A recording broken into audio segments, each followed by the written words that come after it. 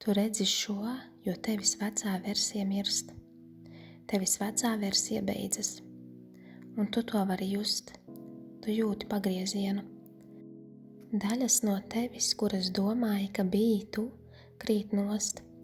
Pazīstamas daļas, ierobežota ticība, vecie modeļi, vecie ieradumi, uzvedība, lēnām, bet pārliecinoši krīt nost. Kaut kas tevī iekšā mainās, un tas ir nenoliedzami.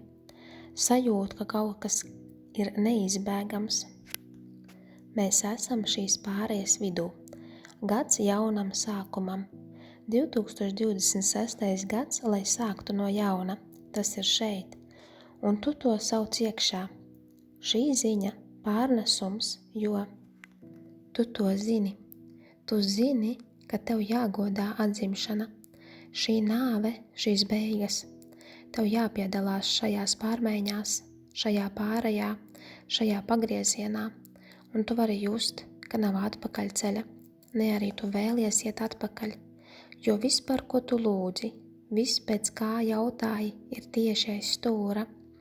Jauna dzīve, pārpilnība, bagātība, veselība, panākumi, sabiedrība, savienojums, mērķis.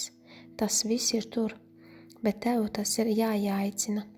Tev vajag būt spējai turēties pie tā. Tev jārada vieta, lai tas notiktu. Atlaist veco kondīciju, vecos modeļus, vecos paraugus, veco ticību un patiesi zināt savu vērtību. Apmierinātai ar savu vērtību, bagātību, pārpilnību, to visu, ko tu ieaicini, visu to, kas ir mantojums. Jaunais ir patiesība, tas, kas tu esi.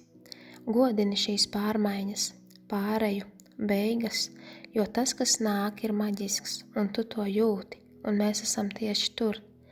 Zini, atceries savu vērtību, elpo cauri transformācijai, atzimšanai, beigām.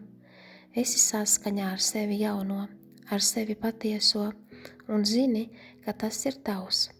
Zini, ka tev nekas nav jādara, tev tikai ir jābūt un jāuzticās.